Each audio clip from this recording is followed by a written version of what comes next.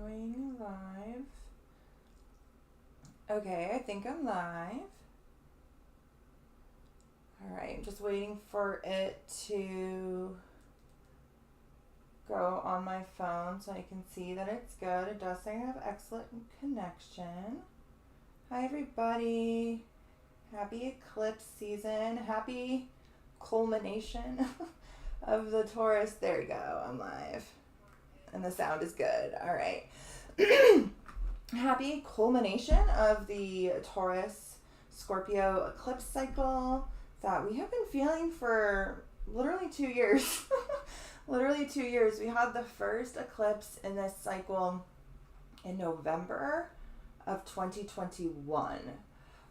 Before the nodes even moved into the signs of Taurus and Scorpio, much like we are having this one after the nodes have already moved into Aries and Libra. So this is a culmination of a 2-year eclipse story, really coming to an end, really culminating for us to be able to see, what it was all leading up to. So we're gonna go, you guys, we're gonna go a lot of places tonight.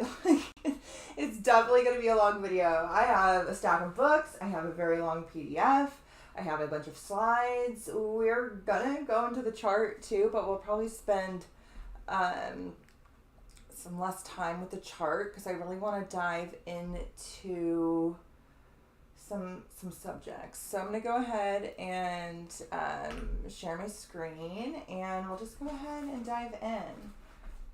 Let's go. Let me pop this up first. Okay. All right.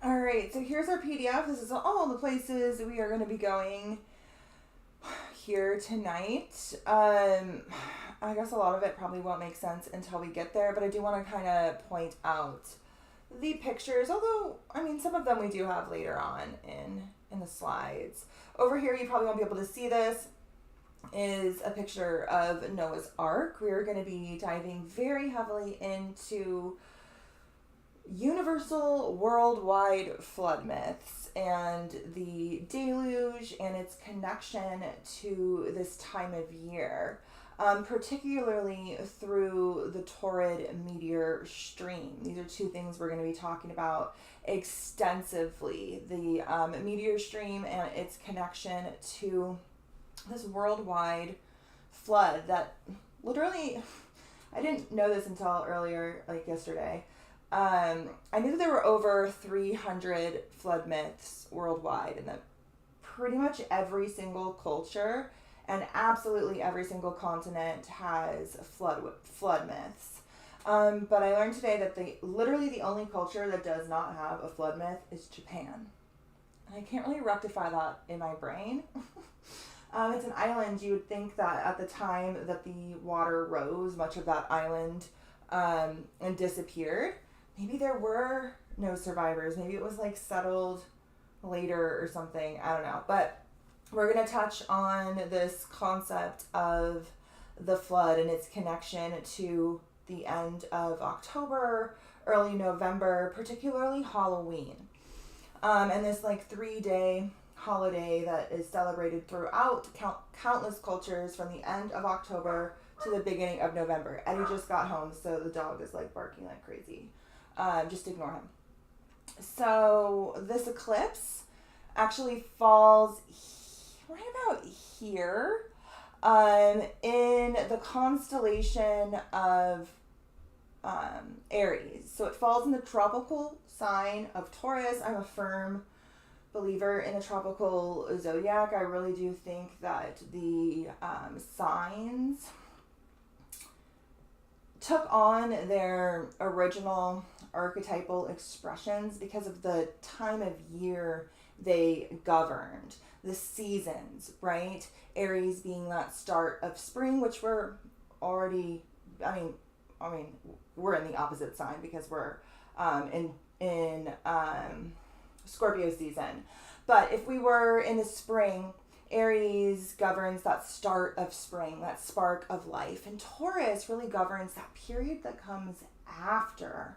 That is that fertility, that blooming of the seed of Aries.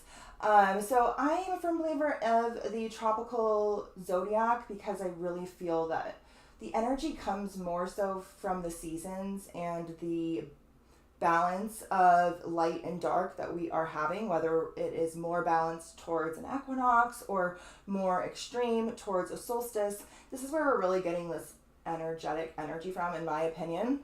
But the stars have shifted out of place.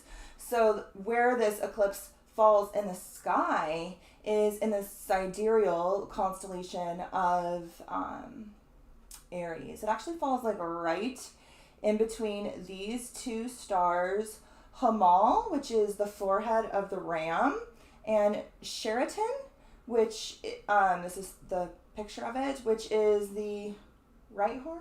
Maybe it's the left horn. I don't know. I have it written down somewhere.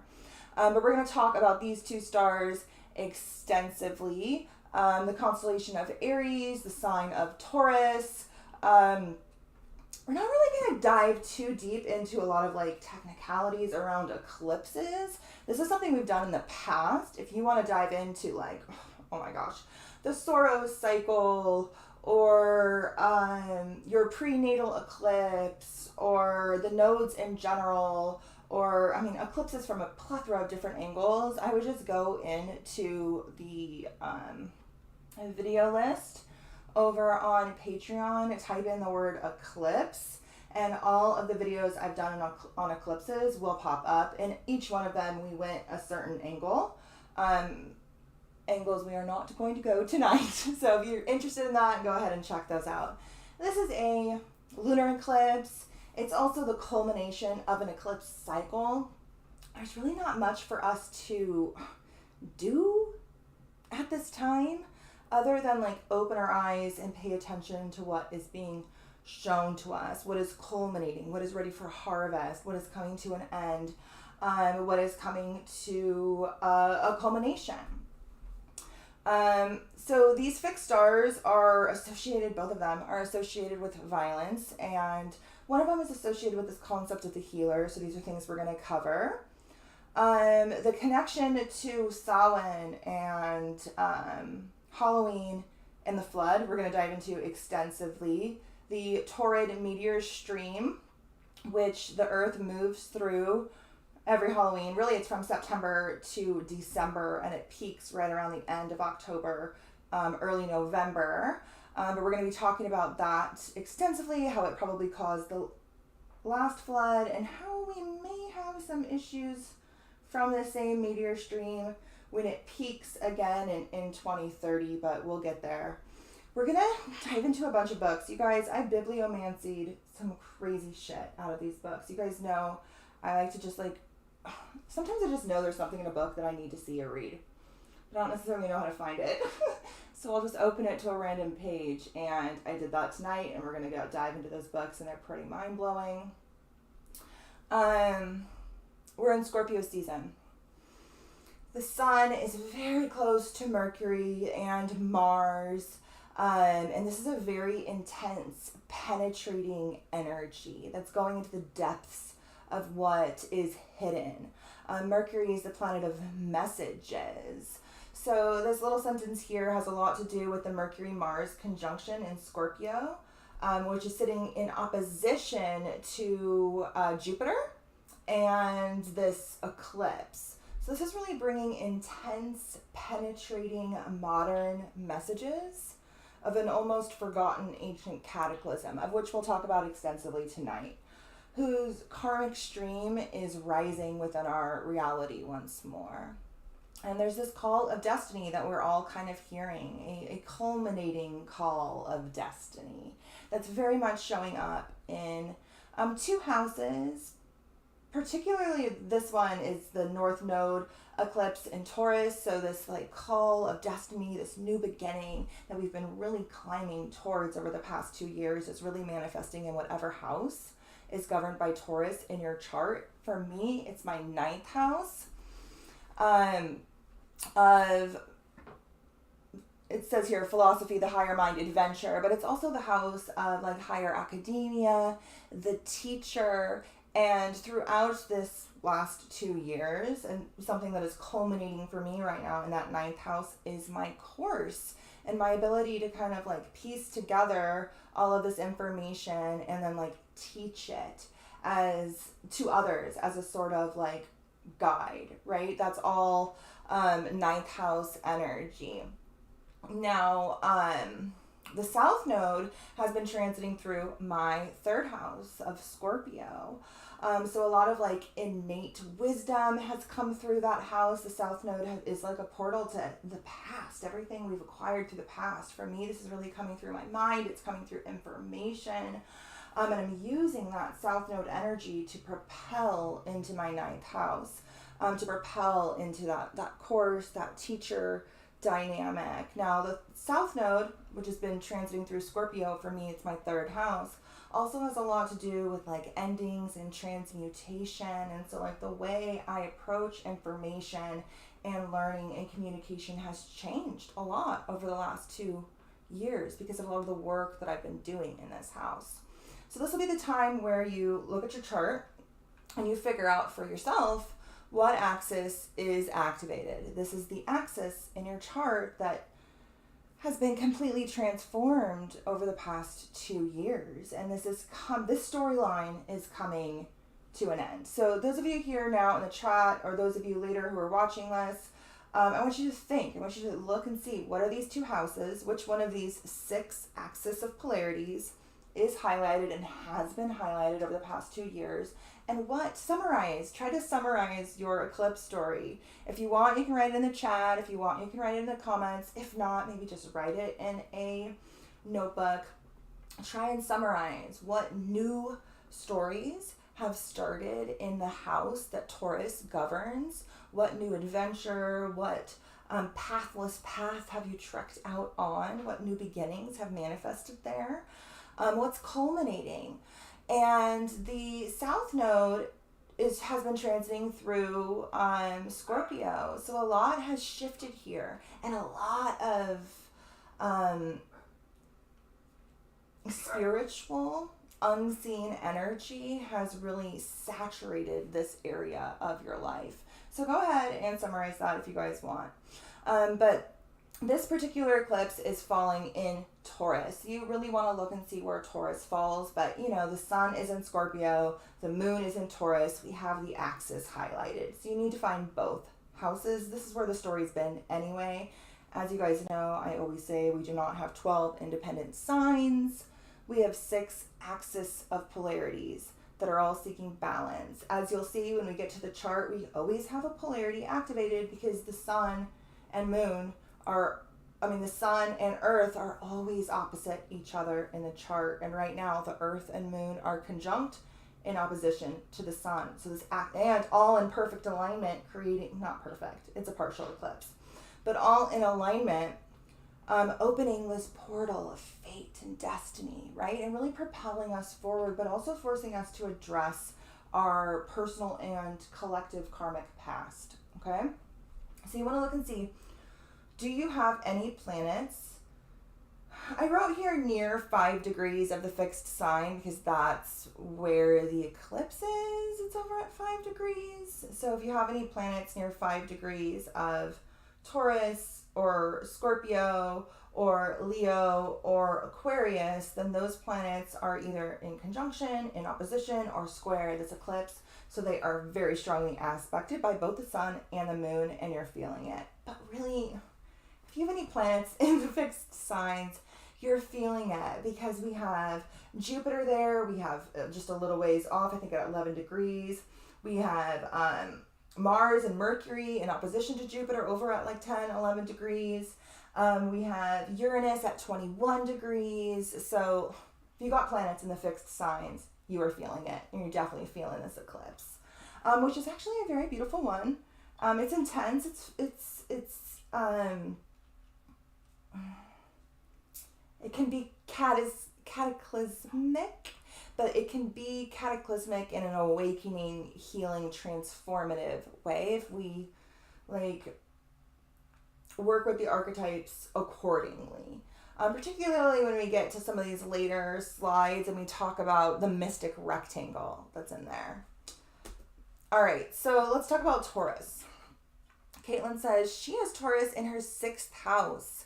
She's in the middle of planning these important events for the end of November for my work. Perfect. Yeah, the 6th house is the house of planning. It's the house of duty and responsibility and organization. That sounds fun. That sounds super fun. What has been going on in your 12th house where the South Node has been transiting? What's been going on in that realm of the unconscious, spirituality, the unseen, the house of our own undoing, of mysticism, of dreams, of the vision? Okay. All right, so Taurus is one of the fixed signs, like I said before. The fixed signs are Taurus, Scorpio, Leo, and Aquarius. These are the signs that sit in the middle of a season. So they represent this fixed energy, very steadfast, loyal. This is energy that just continues on, right? The cardinal signs represent this initiatory, these sparks, these starts. The fixed energy holds that energy firm. And the mutable signs focus on changing that energy into something else. The end of one season, the start of another. Taurus is fixed earth. So it is grounded, fixed yin, feminine earth energy. Oftentimes you'll see a masculine bull. This is something we've covered extensively and we'll touch on a little bit here tonight.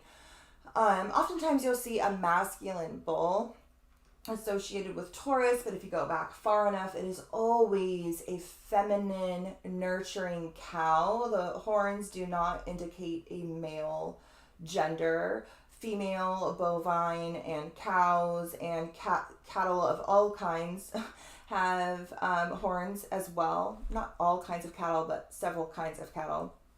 Bovines have horns. And if you go back far enough, it is not the bull. It is always this like nurturing, divine, feminine, often cosmic cow whose milk, this is the Norse bovine, whose milk oftentimes is associated with the Milky Way, is responsible for fertilizing all of creation. It all comes from this fertile mother's milk, right? Later, when we get into more solar-based cults, it is some sort of hero figure like Mithras who slays the bull. And it is the blood of the bull, the sacrifice, this violence that, because that's how a masculine god would need to fertilize the earth, this sort of blood sacrifice, if he wants to do it on his own without the aid of a feminine force.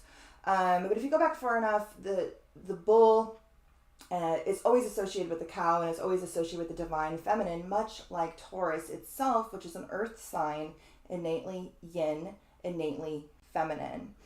This is also the sign that the moon is exalted in. So the moon is often considered our most feminine planet, the opposition to the sun, that lunar, feminine, unconscious force, right? And that moon, which is now here in Taurus during a partial lunar eclipse, is considered exalted in Taurus. So each of the planets has a sign where, it has the sign or signs that it governs. It has a sign where it's considered to be in its detriment, meaning it doesn't really like to be there and it can't really express itself to its fullest. And then it has a sign where it's considered exalted. And this is where the planet can express itself at an even higher, more evolved perspective or archetypal expression than it can in its own sign. So the moon naturally governs Cancer, which is very much associated with that initiatory cardinal water, right? constantly shifting emotions, constantly shifting tides. And so it's subjected to the ebbs and flows and the constant changes, right? But when the moon is in Taurus, like it is now, it can ground, and then it can express the higher archetypal expression of the moon, the intuition, right? The compassion, that nurturing, that fertility. Now, the moon is said to be associated with Taurus and the bull because when it's at its crescent, it looks like the horns of the bull. Well, I have that written here on a slide. This video is going to be so long. Oh my god. Okay. So Taurus is governed by Venus. Venus is actually harmoniously aspecting some planets during this eclipse. It's in a trine to Jupiter, the two of astrology's most benefic, most beneficial planets. Jupiter and Venus are trining each other during this eclipse, a harmonious aspect. The ruler of Taurus is harmoniously aspected by astrology's great benefic, which is also in Taurus at the time of this eclipse. This is a really beautiful aspect that really helps us to grow. Now, Jupiter is retrograde. I have Jupiter retrograde in my chart. So I'll just preference this with saying that a lot of this growth will definitely be internal, okay? But we'll get to that more when we get to the chart. Okay, so Venus is the planet of love and money, particularly when associated with Taurus. It has to do with money. Taurus governs our money, our finances, our possessions, all of the things we need to be fertile, right? And have the things we need to survive and be self-sustaining. Venus is also the planet of beauty, the arts, our personal aesthetic, our physical well-being, relationships, sensuality, affection, harmony, what both attracts and repels us, and how we respond to these influences. Taurus traditionally governs the second house. We're all kind of feeling this energy because Taurus and the second house, just the archetypes merge. Whether some astrologers want to acknowledge it or not. So we're all kind of feeling this energy, especially on the world stage, but we're all kind of feeling it a little bit different. Unless, of course, you're in Aries rising, and then you're definitely feeling the second house through and through because that's where Taurus falls for you. But if you're any other rising sign, it's going to fall in another house. You're going to be feeling this, but like channeled through whatever area of your life Taurus governs. For instance, the second house governs like finances and resources and money. And I'm feeling that channeled through my ninth house right now. That realm of teaching, right? A lot of the finances coming into my reality right now are through the course that I launched and the ones that I have on the horizon, right? Okay, so the second house is the house of the physical earthly realm. This is the matrix, the mother, the womb, that gives the spark of Aries, that spark of consciousness, the ability to manifest into something. It's the physical earthly realm. The second house governs the process of valuing, as does Taurus, because it literally governs our values. Self-worth, body awareness, how one manifests physical resources, attitudes towards money and possessions. One day I will fix this slide, I promise you. I don't promise you, I take that back. It'll probably say processions forever. But attitudes towards money and possessions. Security, safety, our foundation. Emotional attachments to objects, personal financial security, and the self-sustainability needed to become truly sovereign, to obtain true sovereignty. So Taurus energy is said to be practical, reliable, patient, persistent, and solid. They're determined, strong-willed, and affectionate. They can be warm-hearted, trustworthy, and stable, as well as possessive, lazy, self-indulgent, inflexible, and stubborn. Very stubborn. The saying "stubborn as a bull" is a saying for a reason. I have a father with a Taurus stellium. Very stubborn. Oh dear Lord. In the body, Taurus governs the throat. The stars of Aries that we're about to dive into here in a second, a lot of them are associated with the head, as Aries is also associated with the head. So the area of the body of focus right now is very much the throat and the head. So herbs that are associated with Taurus that maybe you could use in any sort of like releasing, transmuting, culminating eclipse ritual you may want to partake in are almond, cloves, elderflower, ferns, lily, spent, mint, spearmint, thyme, and violet. So in the world, Taurus governs all aspects of production: banks, financial institutions, material resources, and security. So this is all the areas of the world we're going to see highlighted at the time of this eclipse. We can already see how security is being threatened all over the world. Material resources are scarce. Financial institutions are in ruin. We are in debt and we're still sending money over to finance a bunch of wars, which will probably turn into World War III. And this is all being orchestrated by the banking families because they want to make money through the military-industrial complex and all aspects of production, particularly military production. Because Uranus is in Taurus right now, the same place it was during World War II. So we're heading into, it's obvious we're heading into World War III if we're not already there. All right, so I have a couple of slides here of some quotes from my course on Taurus from a couple of other astrologers that we're going to get into before we dive into the fixed stars. We're going to go to the PDF, dive into the fixed stars, a bunch of things before we actually get to the chart. But again, like we're going to talk about the chart. It doesn't really matter because it's just a culmination of a huge, long, faded, destined story that I don't even think we could affect or manipulate in any way if we wanted to. So it's more of just like paying attention to what's being shown. But we're going to get there later and talk about what's being shown. All right, so the bull, or often known as the fertile cosmic cow. Taurus provides the vessel for the energies of Aries so that they can be made manifest. Aries, the solar energy of early spring, warms Taurus, the soil, so that living things may grow. Taurus, like the moon, which is exalted here, symbolizes a container or a matrix, a mother or a womb. The archetype card I pulled for this eclipse that we'll get to at the end is the womb.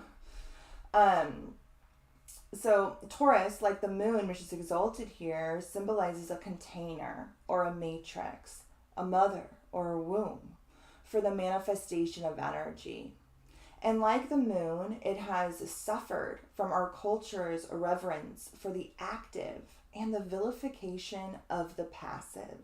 So our reverence for the light and vilification of the darkness, right? Without truly understanding the role of the passive or the yin or the divine feminine polarity. The passive matrix or the passive mother, because matrix literally translates to mother, the passive matrix is, however, exceptionally valuable because without it, the energy of Aries would never come to anything at all. The container represented by Taurus provides the medium whereby the energies symbolized by Aries can become manifest on the physical plane. And because the container is necessary for the manifestation of the contained, the container is as valuable as what it contains. No value distinction can be made. Okay, so the North Node has been in Taurus for the past 2 years, and we have been developing our container. The North Node has now moved into Aries. We've already started the Aries Libra eclipse cycle and we're well into it now. But the North Node is now really manifesting that spark that container is going to help make manifest. So these two stories are innately tied. The Aries Taurus polarity represents the first masculine-feminine duo of the zodiac, right?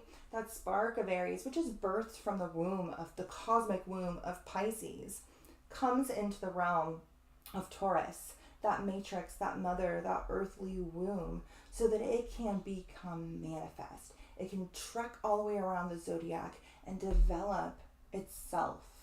Okay? So the North Node is in Aries right now, starting some new chapter, some new spark, this cardinal spark, this essence.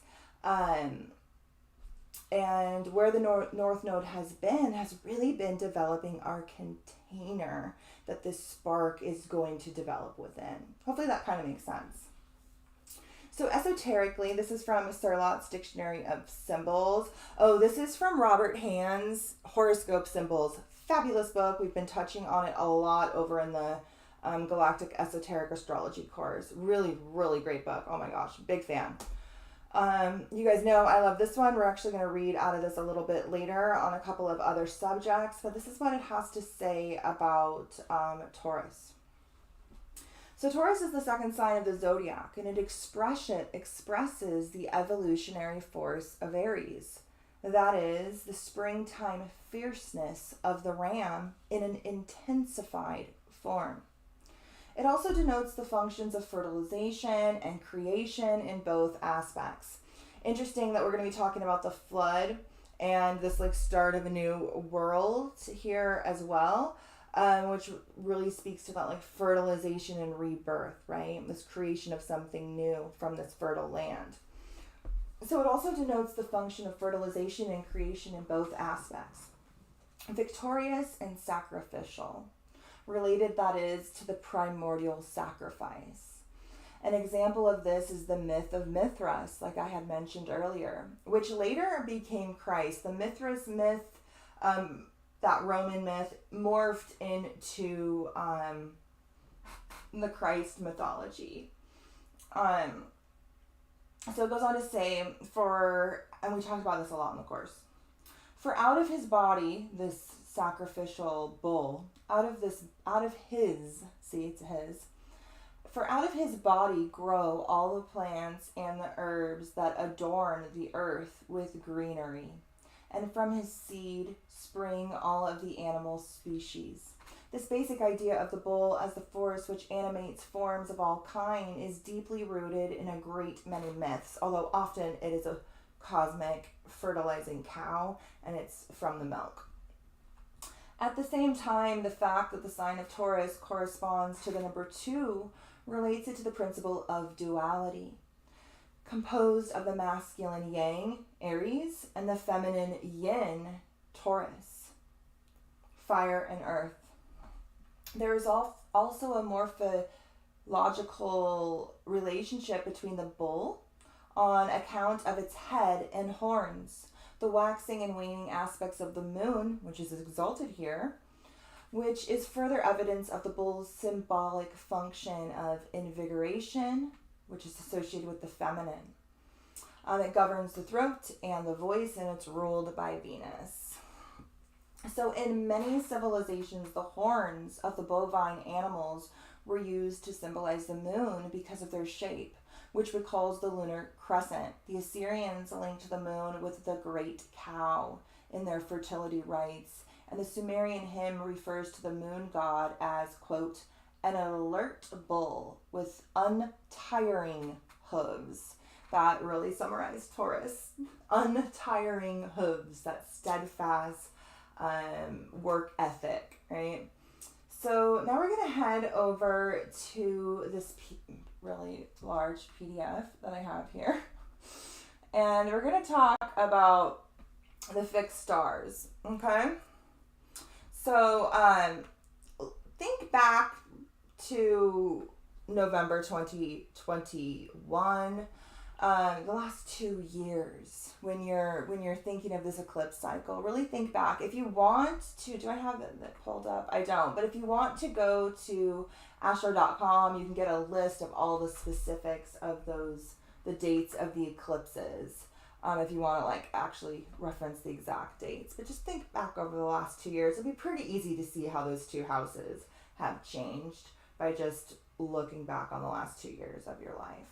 So now we're going to talk about these fixed stars of violence and the healer. Okay? So like I said earlier, the moon falls pretty much right between these two stars. This first star here, Sheran, falls at like 3 degrees 49 minutes of Taurus. Now the moon falls at 5 degrees 9 minutes. So it falls right between these two stars, 3 degrees, 7 degrees, right about here. It also aligns with a star in Andromeda, which we were going to talk about, but then I got pulled a whole bunch of other places. We've talked about Andromeda extensively in a plethora of different videos. If you want to dive into the archetype of Andromeda, the information's out there. You guys can find it. It's pretty much type in Andromeda in Patreon and it should pop up. But maybe not. Maybe you'll have to scroll and find it written on one of the thumbnails. But we really dove into it a lot. So let's talk about these two stars. These fall over in sidereal Aries, right? So right here. So the first one is Sheran.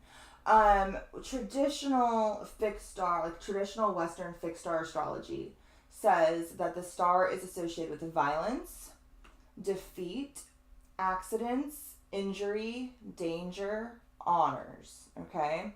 It's considered a neutral star, but it's associated with Mars and Saturn and in like a harsh aspect. So I don't really know how that can be considered neutral. It seems pretty intense and fiery, and it's like, think about the horns of a ram, like ramming, going forward in a somewhat violent, brutal way, right? So it's the right horn of the ram. Now the other star is Hamal. This one is also associated with violence, cruelty, brutality, but it's also considered the healer. I read mythology on this. They get this healer archetype from the Vedic tradition.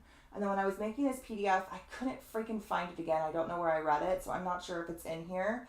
But the Vedic myths tied to this area of the sky have to do with these like 7 healers in their tradition.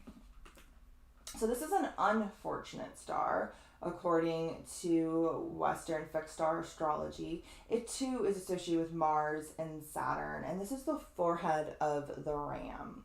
All right, so all of this information here is from the Astrology King website, which I always mention to you guys. It's a fabulous, fabulous place for a summary. I didn't have time to go into any of my books on this. We are gonna touch on Bernardette R on this though, but really great source for all of the constellations, from the ones in the zodiac to the ones that aren't in the zodiac, and the historical, mythological connections to them. Astrology King's website is phenomenal. I use it all of the time.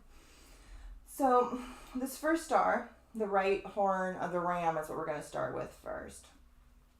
So the name is derived from the Arabic name meaning the 2 signs. The name is a reference to this star and the star next to it, which is like right here, also very close, just off by another degree, but a degree away from the eclipse. The eclipse is right here. So the Arabic name 2 signs is derived from these 2 stars, once being the nearest and brightest stars to the northern spring equinox. In Hindu astronomy, these 2, here, I did find it. In Hindu astronomy, these 2 stars were known as Ashvins, the twin Vedic gods of medicine. I have no idea what that word means, but they knew that these 2 stars, they knew these 2 stars as this name, Quanar. You guys, I'm just going to highlight things I can't pronounce rather than embarrass myself over and over again. But this means horns of the ram, okay? So this star is a pearly white star situated in the horn of the ram. And it's called the ram's north horn. And this two-sign name, this is the two-sign name, right? So again, nature of Mars and Saturn, and it causes bodily injuries, unscrupulous defeat, destruction by fire, war, or earthquake. Okay? Considering world events, the omens are loud. Let's just put it that way. This star, which is called the sign, was the marker of the vernal equinox at the date it was named. So at the time the star was named, the star sat right at the equinox point, right there in the spring. So it was also called signed. So this star is associated with signs and signs of something starting, right? So in this case, it's a sign of the start of the zodiac, the start of spring, the return of life, right? But archetypally, the star is associated with signs and signals. So again, eclipses are times where the cosmos speak to us. We're already in Scorpio season, heading into Samhain. The veil is thin. Then we're also in eclipse season with the South Node in Scorpio. And this eclipse aligns with the star associated with signs, all right? Our reality on the other side are very much speaking to us right now. We just have to kind of open our eyes and pay attention, all right? So this marked the vernal equinox at the time that the zodiac was given their designation. So when the 12 signs of the zodiac were finally given they're like, this is Aries, this is Taurus, it starts here, it goes here. Like when that was decided, back during the days, like back during these years here, this star marked the equinox, all right? So astrologically, when the moon, like in a natal chart, if your moon was conjunct the star, this is what it said to bestow upon you in traditional Western fixed star astrology. So this energy can perhaps manifest through this eclipse collectively, all right? So natives with this conjunction will develop a tendency to dominate. And keep world events in mind as I read this, okay? And most such natives will have an outstanding personality. They'll attract attention for good or for evil through their activities. Such natives could be considered drivers as they tend to push their way or bluff their way through the situation. Public preferment is indicated. Turbulence and violence is possible. Okay? I don't know. The omens are loud for the world. All right, so the other star, this is the one in the forehead of the ram. And the name literally translates to head of ram, okay? From about between 2000 and 100 BC, the sun's path through the sky placed it in Aries, aligned with the star at the equinox, the same as the other star. This is the point in time marking the start of spring in the northern hemisphere. This is why most astrology columns in the modern newspapers begin with Aries. I mean, we know this. While the vernal equinox has since moved into Pisces, due to precession of the equinoxes, the star has remained in mind as the bright star near what was apparently an important place when people first started studying the sky. So the star was like a very important star in antiquity because it marked the start of everything. It's since moved out of alignment. The stars of Pisces are there now. The stars of Aquarius are waiting for their turn. But this used to be that sign, that signal. So it's interesting that a lot of what we're going to talk about here are energy from the past when we get into some of the other angles I want to take here. And so it's interesting that this is a star associated with signs, but it was the ancient signal of the my dog. It was the ancient signal for the equinox, and so it's almost like it's associated with these ancient signs of a past, a time forgotten. Alf! Hold on. That's enough. You want to come in here and lay down? Come on. Lay down, be good. Lay down. Lay down, be good. We're talking about stars. Okay, so let's see here. So symbolically, the star is sometimes known as the sheep, and symbolically it's called the death wound, and often incorrectly named El Nath. So according to Ptolemy, it is of the nature of Mars and Saturn. Although this dude says Venus and Saturn, always a grain of salt. Everybody says something different. But they seem to agree that it can cause a violence and cruelty and premeditated crime. Okay? So Hamal is the main star in the head of the ram and is equivalent to an unfortunate Mars-Saturn combination. It appears that Mars and Saturn are fighting each other for dominance. And this influence could be a dangerous one in the material sphere. I mean, this pretty much summarizes our current world events. Saturn, the planet of authority and structure and limitation. Mars, that fiery planet of war, of aggression, of that fire, right? That fire does not like Saturn's foot upon it, right? And they're fighting for dominance, and this can have disastrous consequences in the material sphere of Taurus, right?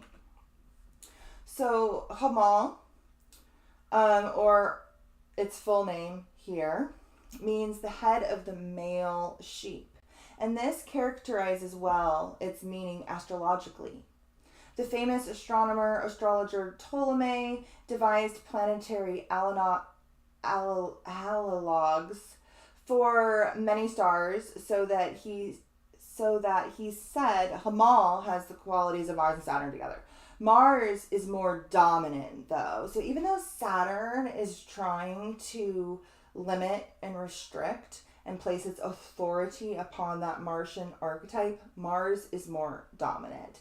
It's in the constellation of Aries. The Mars governs Aries. Of course, that Mars archetype would be more dominant, and that is that energy of war, anger, aggression, rage, right?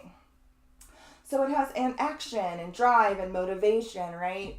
On a higher octave for us personally in our lives. This is a very motivating force to push forward, much like the horns of the bull, the forehead of the bull pushes forward into spring, pushes forward into the start of the zodiac, okay? So it is a good description of people with the star strong in their horoscopes. They are headstrong and often aggressive, yet potentially they are capable leaders and protectors of their community, and all the qualities of the ram. So these stars represent violence and cruelty and war and destruction, but they also are capable of being great leaders and healers and protectors of their community. So, we live in a realm of duality. Everything is a paradox. It kind of depends which one of these you want to associate with, right? Much of the world will be taking one path. It doesn't mean we have to. All right, now we're going to read from Bernardette R's book on fixed stars before we get into the Taurus meteor stream. You guys know this is like my favorite fixed star book. She's phenomenal. So I'm going to read on her section on the Hamal star. So she says Hamal. As a new religion arrives, its followers will try to cast grave aspersions? I have literally no idea what this word means. It's not aspirations. ASPERSIONS. If anybody know what that word actually means, write it in the chat. But they're trying to cast shade on the outgoing or older religions, right? So as a new religion arrives, its followers try to cast shade on the outgoing or older religion. Aries and the ram were a religious concept, indeed. In the Jewish religion, they still are. Aries is associated with Yahweh. When the age of Pisces was born, and the god of the fishes, the son of the ram, so Christ, the son of Yahweh, was enthroned, the old horn god of the ram, who was once Yahweh, was labeled as Satan and turned to be associated with the most evil. The astrological meaning of Hamal may have suffered the same censorship, and so the star became associated with evil. So we talked about this in my course. I may have it here somewhere in this PDF. I'm not sure if I brought it over. We talked about in this course how the ages, each age has its own god, right? So when we had the age of Taurus, this was the age of El, the age of this father god, who was often associated with a bull. El literally translates to bull. So El is the father of Yahweh in the Canaanite and Phoenician pantheon. When the age of Taurus shifted into the age of Aries, we saw this death of the bull and this rise of the war god. Yahweh is a war storm god from the Canaanite Phoenician pantheon. He was originally a pagan deity. He was the son of El and the brother to Baal. And eventually El faded from our view and Yahweh became this like one God, right? This all father.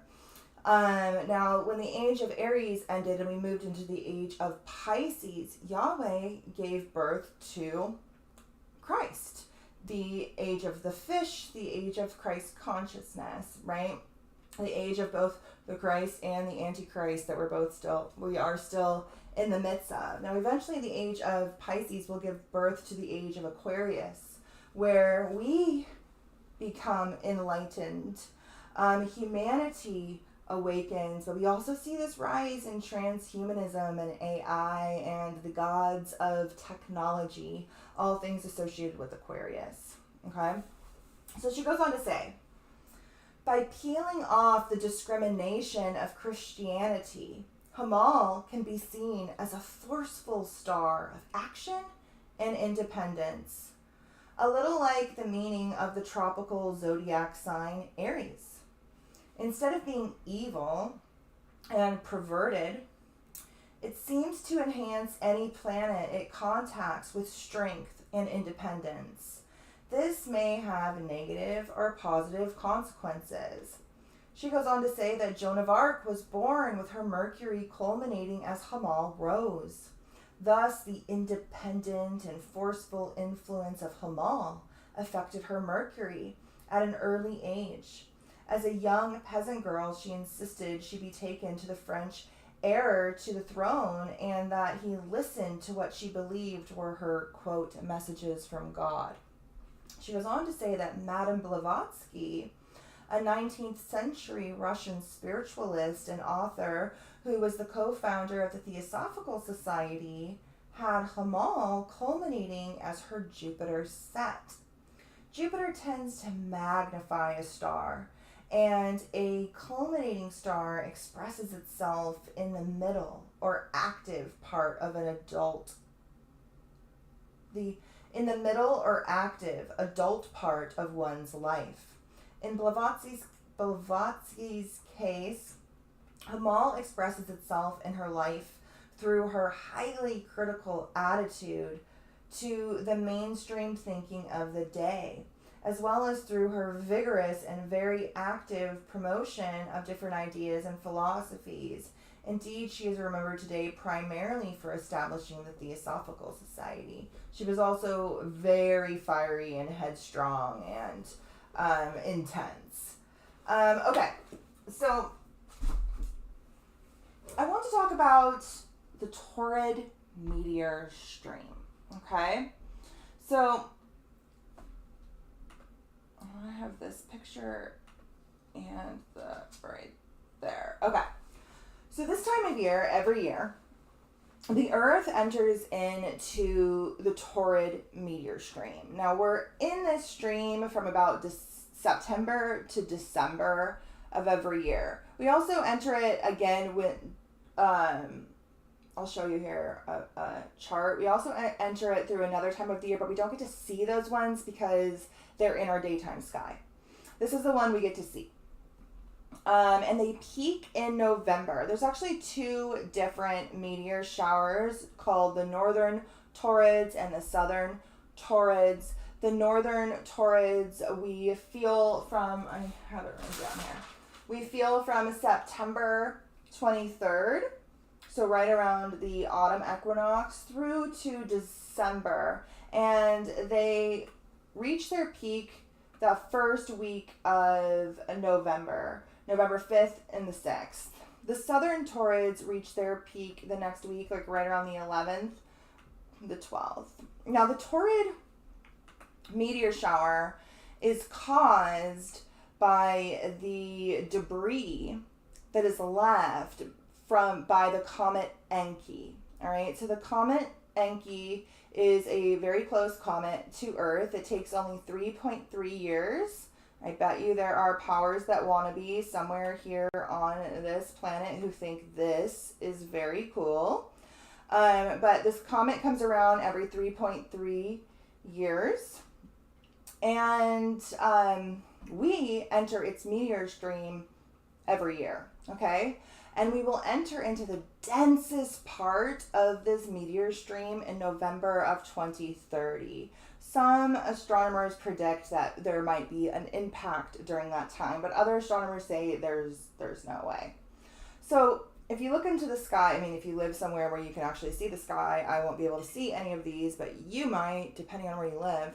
But if you look in the area of the sky, from now, end of October, these are oftentimes called Halloween fireballs because you see them often during the week of Halloween. If you look into the area of the sky from now through early November, but really into December, you will see tons of fireballs. This is one of our biggest meteor showers of the year, coming from this area of the sky, really spanning into Aries, from Taurus, and like all right here, even over into Andromeda and Pisces. This is where you will see the most meteors. Now, like I said before, it's caused by the comet Enki. So many comets have short orbital periods. For example, Enki's is only 3.3 years. Now, Enki is, it's spelled differently, but it's obviously a direct reference to Enki from the Sumerian mythology. Now, Enki and this comet are both associated with the flood. Enki is pretty much Yahweh in the Sumerian mythology, and he is responsible for warning their Noah figure. So as it says here, their Noah figure, you can guess how to pronounce that, is warned by Enki, who is the god of wisdom, of the impending disaster. Enlil, his brother, is the one who sends the flood. So in the Christian or Jewish mythology, it is Yahweh who both warns Noah and sends the flood. But in the Sumerian myth, Enki warns them, Enlil sends the flood. So their Noah figure is warned by Enki, the god of wisdom, of this impending disaster. He is advised to build a boat and to save both his kin and the animals. The storm rages for 7 days and nights. I think in the Bible it's 40 days and nights, right? After it subsides, this Noah figure emerges from the ark and prepares an offering for the gods. All right, so this will be important when we dive into how this is connected to the flood. But just stay with me here. Okay, so I guess that's where we're going here now, but I just want to kind of show you this first. Okay, so here is a depiction of the comet Enki. So like here's the comet. This is its orbit. Takes 3.3 years for it to go around the sun. Okay, and this is Earth's orbit. So as Earth orbits around the sun, every year we enter this dense area of debris. So it's believed that several thousand years ago, this comet kind of exploded. It perforated.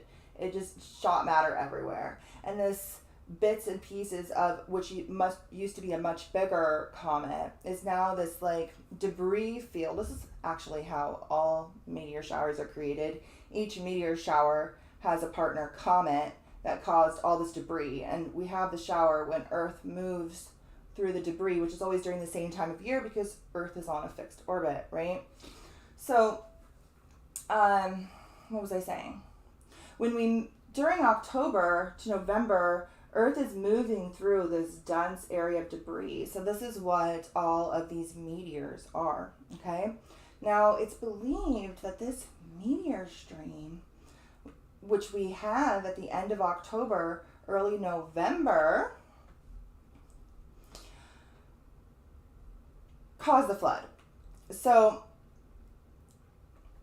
and many people tie it to the Younger Dryas impact event, okay? So right around 10,000, some say 10,500, some say 11,000 BC. It's one of those things that people don't really have a definitive time frame of, but right around 10,500 to 11,000 BC, some people believe that there was a major impact, a cataclysmic event that came through the torrid meteor stream that caused the end of the last ice age and the flood. So I'm just going to read this and then we'll dive into this a little bit farther, okay?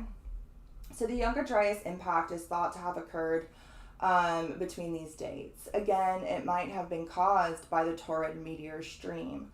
Although this time the general view is that we collide with a storm of comet debris rather than a single object. So it's like raining fireballs, right? The impact was so devastating and covered such a wide area that it is thought to be responsible for an entire geological age, a mini ice age that lasted 1,300 years. Known as the Younger Dryas period, where temperatures in the northern hemisphere were 27 degrees Fahrenheit, lower than they are now. Okay? So, okay, talk about this.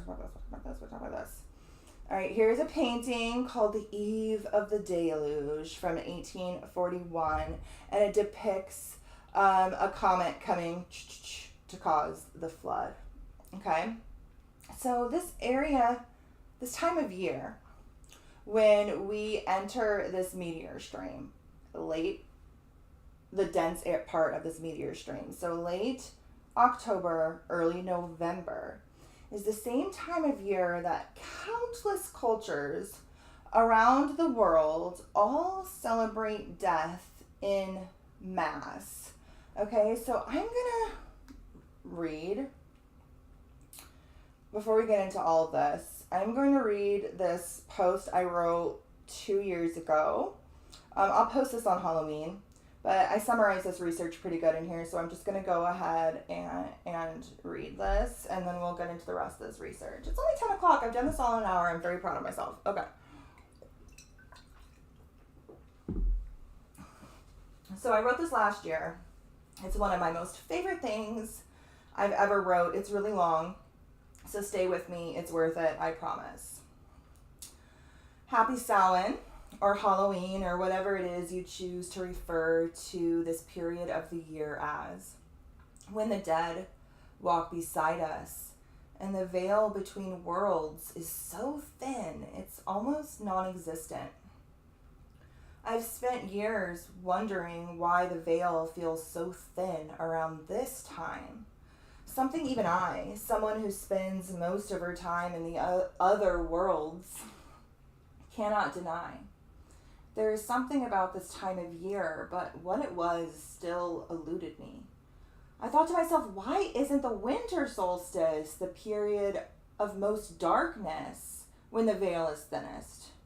With summer solstice, the peak of light being the height of what is seen, and the winter solstice, the height of the unseen or the hidden. The darkness, the underworld, the realm of the dead, and the other side. I can't tell you how much time I've spent pondering this, all the while unable to deny that there truly was something energetically profound that occurs at the end of October and the beginning of November. We know from the Celtic and Gaelic tradition that Samhain, which is my little sister's birthday, is the final harvest festival of the year. It sits opposite Beltane, my dad's birthday, and also the day my dog passed to the other side. So Samhain sits opposite Beltane on the wheel of the year here in the north. It's opposite for those of you down under. These signal the midway points between our equinox and our solstices, and both are associated with the thinning of the veil between this world and the other. With Samhain, Halloween, falling between the autumn equinox and the winter solstice, focused on the dark, feminine polarity and death, and Beltane falling between the spring equinox and the summer solstice, focused on light, the masculine polarity, and life. This, in and of itself, is significant, and it was what I held my hat on until recently for why this day is important, both to me personally and on a greater energetic scale. However, there seems to be more to the story. 2 years ago, I was watching one of the videos from Dark Journalist, and he mentioned that according to occult and esoteric tradition, Samhain, October 31st, was the fall of Atlantis, the last day before the flood that came on November 1st.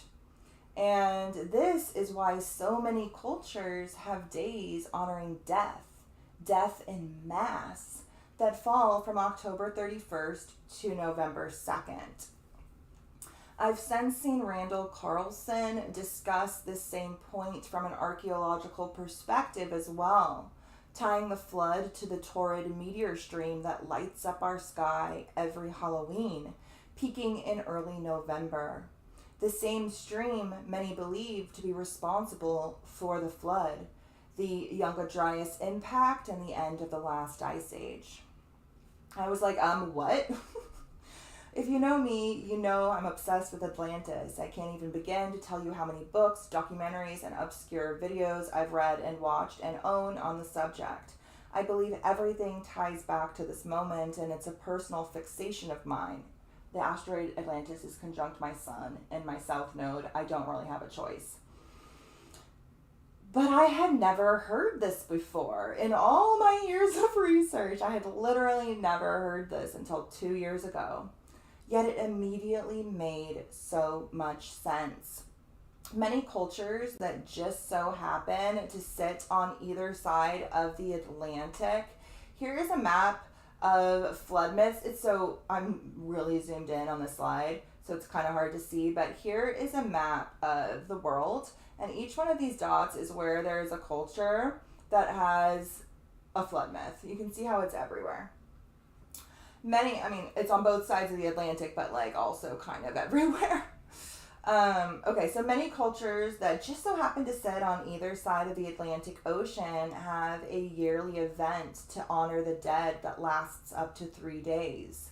Most often held at the end of October and beginning of November. such as the Peruvians, the Pacific Islanders, the people of the Tonga Islands, the ancient Persians, the ancient Romans, the northern nations of Europe and the northern nations of Europe and Mexico. They all celebrate the dead in mass from October 31st to November 2nd.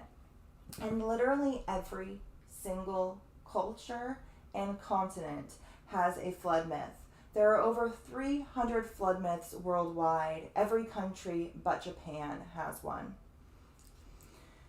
And what, oops.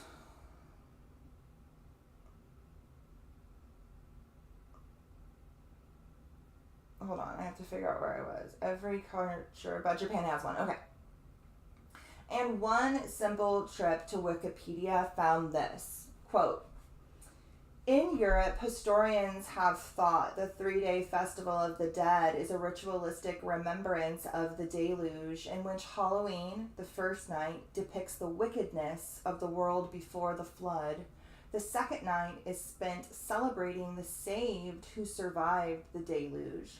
And the last night is meant as an honoring to those who would repopulate the earth.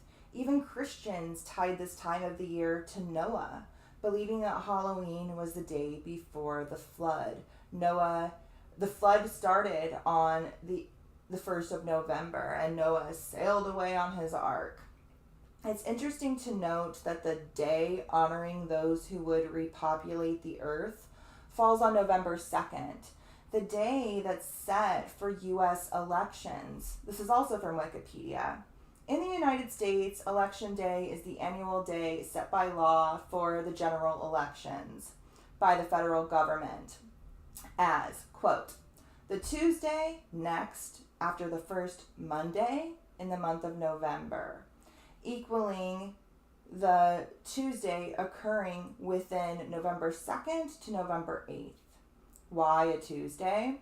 Well, Tuesday is Mars Day, the planet of war, aggression, action, and assertion. And our government is pretty much ran by wizards, so there's that. Anyway, this is a time to remember the truth of our past. Perhaps this is why they distract us with candy and sex and all that comes with the commercialization of this mass death event. This mass fall into consciousness, a mass reset. The ghosts of Atlantis are speaking, and I have a feeling that they have advice for our current culture, that our current culture is in desperate need of. Make sure you find some time somewhere among the extremely fun debauchery that is Halloween to honor our history, our legacy, its karmic ties and our truth as a people, of which we know very little about. The veil between these timelines is paper thin. How will you work with the energy of this merger? We all have karmic ties tied to the storyline, and we all are currently playing this out once more. If you truly want to break free from this karmic loop, this Earth school of initiation, or the so-called prison planet, whatever it is you refer to this place as, this container, this material realm, and you want to move on to whatever is next, this time of year and this eclipse will show you the deepest, darkest parts of your soul and our collective reality, allowing you to alchemize the wisdom that they hold, awakening you to forgotten truths and deeply profound insights, or it will consume you in the shadow. The choice is up to each of us. The ghosts of Atlantis are all around us. Are you listening? Okay, so I wrote that a couple of years ago. But we're going to kind of dive into this a little bit deeper. So we read this already. These are some of the cultures that celebrate the death in mass around this time. Hold on, let me go back over to chat. Okay. So these are some of the cultures that celebrate death in mass from the end of October, early November. We already talked about how in Europe, Historians have thought that the 3-day Festival of the Dead is a ritualistic remembrance of the deluge, in which Halloween is the first night, depicting the wickedness of the world before the flood. The second night is spent celebrating the saved who survived the deluge, and the last night is meant to honor those who would repopulate the earth. According to Irish mythology, Samhain, like Beltane, was a time when the doorways to the other world are opened, allowing supernatural beings and the souls of the dead to come into our world, particularly if there's an eclipse. Like, practice protection, right? While Beltane was a summer festival for the living, Samhain was essentially a festival for the dead. The dead were also honored at Samhain. The dead? Yeah. The beginning of winter may have been seen as the most fitting time to do so, as it was a time of dying in nature. The souls of the dead were thought to revisit their homes seeking hospitality. Places were set at the dinner table and by the fire to welcome them. So here is a bunch of different flood myths. The oldest one here is, I literally don't even know where this culture originates from. Andamese, I have no idea where this is. I have no idea. But it's 60,000 BC. It is dated at 60,000 BC. So over 62,000 years old. This Aboriginal myth of the Rainmaker from Australia is dated at over 52,000 years old. The Sumerian myth, which often gets credited as being the oldest flood myth, as we can see, there are older. And I didn't link it, but one of my favorite YouTube channels, Craigenford, he's an Indo-European mythologist, but he just dives into all different kinds of mythology. He has a bunch of videos on flood myths, and he talks about a lot of these older myths. They're really good. I would dive into that if you guys are interested. But the Sumerian myth, 5th millennia BC, the Egyptian myth, 4th millennia, the Chinese myth, the 3rd millennia, Hindu, 2nd, the Babylonian in the 19th century BC, the Jewish myth of Noah's Ark in the 10th century BC, the Greek flood in the 9th century, and so forth. Inca, Aztec, Norse, Hopi. The Hopi asteroid is aspecting Mars and Mercury. The Hopi myth, they speak to being survivors of an ancient flood and having to live in the belly of the earth for generations because the upper world was uninhabitable from the flood and the fires and the darkening of the sky. They had to live inside the earth for a very long time until the upper world was deemed habitable, and then they rose out of the belly of the earth and repopulated. They also speak to like survivors from another culture from this flood coming over here and helping them to get into the belly of the earth.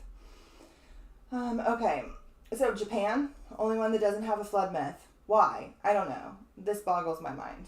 I would think they would. So biblical accounts of a great flood, a universal flood, is part of the mythology and legend of almost every single culture on Earth. Even people living far from the sea. The Hopi Indians in the American Southwest, the Incans high in the Peruvian Andes have legends of a great flood. And like water fossils of like deep sea water creatures have been found in very high peaks all over the world. There's plenty of evidence to suggest that there was a worldwide cataclysm. It wasn't just a little island in the Atlantic named Atlantis that flooded. I'm not even sure that actually existed, that exact name. But a pre-Diluvian world that spanned the globe that was destroyed probably multiple times with multiple floods and multiple cataclysms. So flood myths are found on all inhabitable continents and include the regions of East and West Africa, Egypt, North America, Mesopotamia, South America, and ancient Near East, China, India, Korea, Malaysia, the Philippines, Thailand, Greece, Ireland, Northern Europe, and Oceania. Okay, we already read this. So let's see. A flood myth or a deluge myth is a myth in which a great flood, usually sent by a deity or deities, destroys civilization, often in an act of divine retribution. Parallels are often drawn between the flood waters of these myths and the primeval waters, which appear in certain creation myths. As the floodwaters are described as a measure for the cleansing of humanity in preparation for a rebirth. Most flood myths also contain a hero who represents the human craving for life. Okay, we're not going to read all of this because, like, I literally went a little crazy. Okay, we only have 2 pages left. Okay. So we've talked about this before too. I want to just bring up a chart here for a second. We talked about this before too, and how the zodiac, it starts in Aries. For the first 6 signs, we're very much developing the individual, the self, our inner world. When we enter into Libra, we enter into the outer world, the realm of others. We continue to develop throughout Libra, transforming deeply in Scorpio, accessing our higher self, the evolution of the spark of Aries, the final fire sign, Sagittarius, where we activate that galactic center and that higher self. And then from that point on, from the winter solstice on, these last 3 signs really represent the flood. They represent that dissolution, that disintegration back into those primeval waters of Pisces that cleanse you and prepare for that rebirth in the spring, right? So we're not only is Earth moving through this torrid meteor stream that it does at the end of October, early November every year, that is probably associated with this ancient deluge and this ancient period of mass death, Scorpio associated with death, right? But this also starts this tail end of this development of the self and this preparation for this inner deluge that we go through every year that prepares us for our personal rebirth, right? Okay, this is a concept we've talked about before. Okay, so this is just about a couple more flood myths here, and then we'll go on. This is like one of my hyperfixations, you guys. I could talk about all these myths forever. I really had to kind of limit. But we still got some books I want to talk about, so I can never limit myself too much. Okay, so one example of a flood myth is the Epic of Gilgamesh. Many scholars believe that this account was copied from the Akkadian myth, which dates to the 18th century BCE. In the Gilgamesh flood myth, the highest god Enlil decides to destroy the world with a flood because humans have become too noisy. They're making too much fucking noise down there. And the god Enki, or EAA, who had created humans out of clay and divine blood, secretly warns the hero of this impending flood, and it gives detailed instructions for building a boat so that life may survive. Both the Epic of Gilgamesh and this other mythological, probably tablet, are preceded by the similar Sumerian creation myth. And then again, this myth in Genesis, right? That's a branch off of this original Akkadian myth. So in the Hebrew Genesis, the god Yahweh, who had created man out of dust and the ground, decides to flood the earth because mankind is super corrupted, right? So Yahweh gives Noah instructions on to build an ark in order to preserve human and animal life. When the ark is completed, Noah and his family and representatives of all of the animals on earth are called upon the ark. When this destructive flood begins, all life outside of the ark perishes. After the water recedes, all those aboard the ark disembark and have Yahweh's promise that he will never judge the earth with a flood again, although there have been several floods since then. Yahweh causes a rainbow to form as a sign of this promise. Now, oftentimes this ark lands on a mountain. In Noah's case, it's Mount Ararat. Usually there's the Caucasus Mountains over there, and a lot of these different myths have a certain mountain connected to this story, this like high land, right? The Cheyenne, that's my sister's name, the Cheyenne of North American Great Plains believe in a flood which altered the course of their history, perhaps occurring in the Missouri River Valley. Floods in the wake of the last glacial period, so the last ice age, are speculated to have inspired myths that survive to this day. Plato's allegory of Atlantis is set over 9,000 years before his time, leading some scholars to suggest that a Stone Age society which lived close to the Mediterranean Sea could have been wiped out by the rising sea level, an event which could have served as the basis for the story. This aligns with the Younger Dryas dating as well. Okay, so this archaeologist states that some of the narratives of the Great Flood discovered in many cultures around the world have been linked to an oceanic asteroid impact. So like a huge ass asteroid hit the ocean and ripple effect occurred all over Earth, but it's probably many asteroids because, again, we entered that stream, right? This occurred between Africa and Antarctica around the time of a solar eclipse, and it caused a tsunami. Among the 175 myths he analyzed were a Hindu myth, speaking of an alignment of the 5 planets at that time, and a Chinese story linking the flood to the end of this reign of this empress. 14 flood myths refer to a full solar eclipse.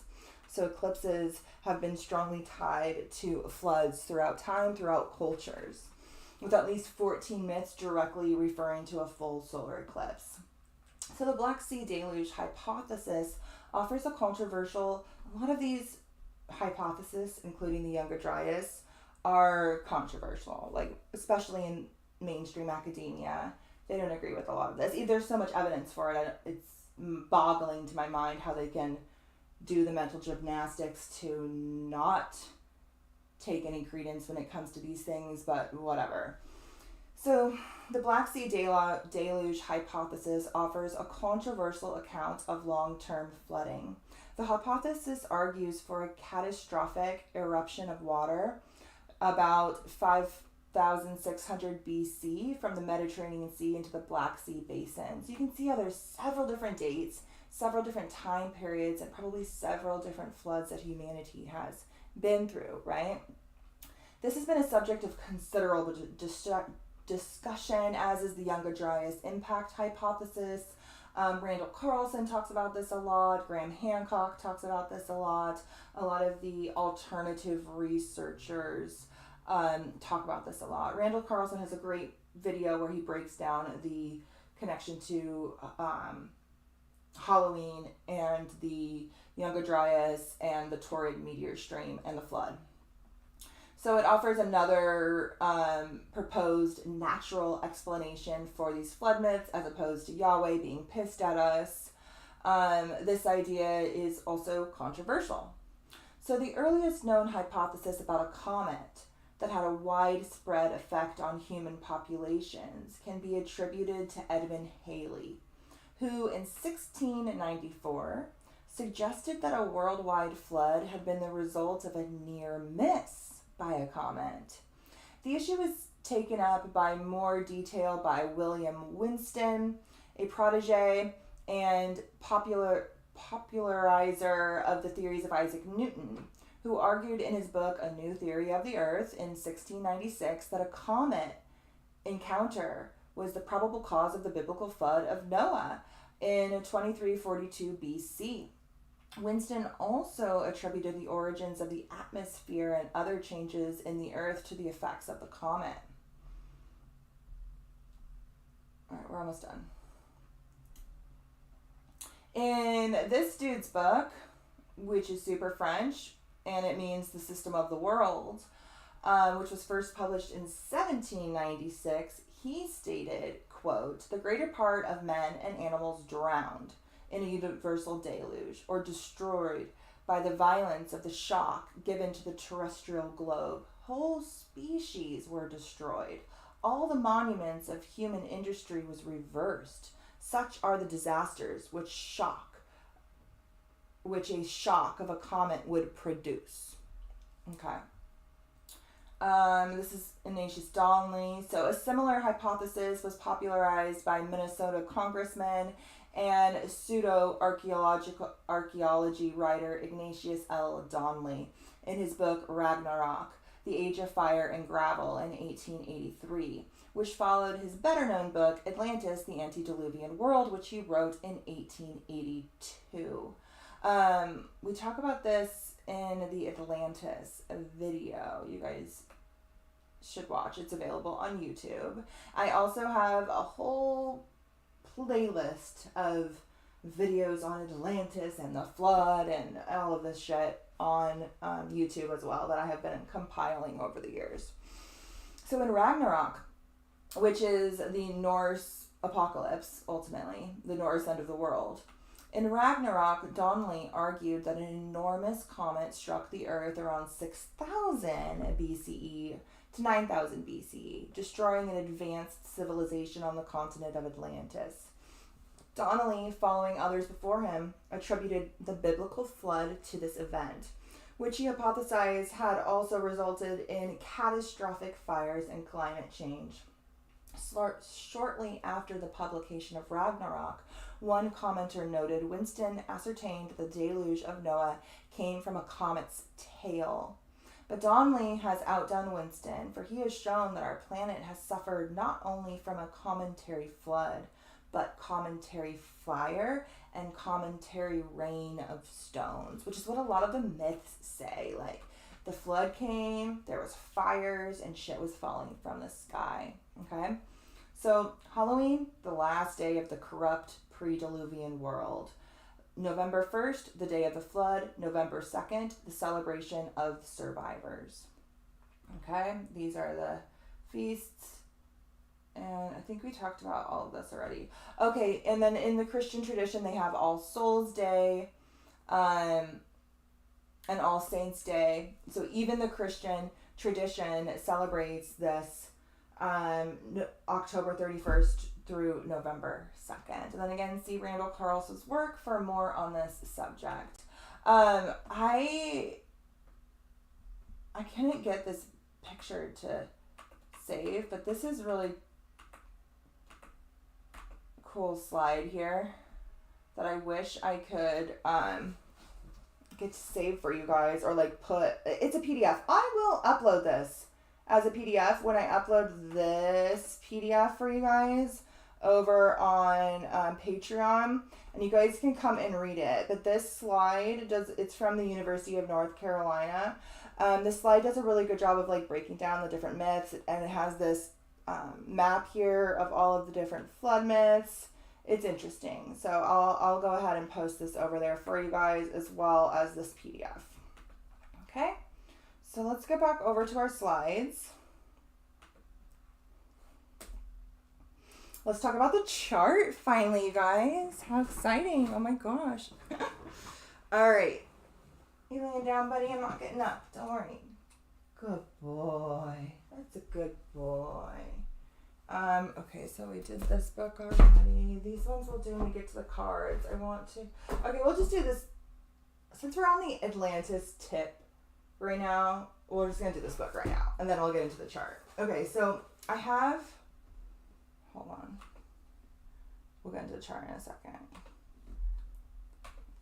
Okay, so I have this book called The Atlantis Encyclopedia that I got at the library for like a quarter, where I get most of my books. And I remember I got it on this very specific transit. Like, I think Saturn was conjunct Atlantis or something like that, like Saturn really solidifying. I don't know. With this, I have a ton of book on Atlantis. Most of them are hogwash nonsense. What I love about this book so much is that it's in encyclopedia format, and it's just a bunch of entries of actual research of countless cultures, flood myths, or references that may attribute to there being an ancient cataclysm or a flood or whatnot, and it's all broken down. And so every once in a while, I'll open it and I'll land on some page. You guys have seen me do this a bunch of times with this book particularly, but I was like, oh, there's something in here. There's something in here that I need to find. And so I did my bibliomancy, where I just like close my eyes and I'm like, okay, I know there's something in here. Show it to me. And then I just open to a page, and this is the page I open to, and it's in the ends. We're gonna read. Do I want to read all of these?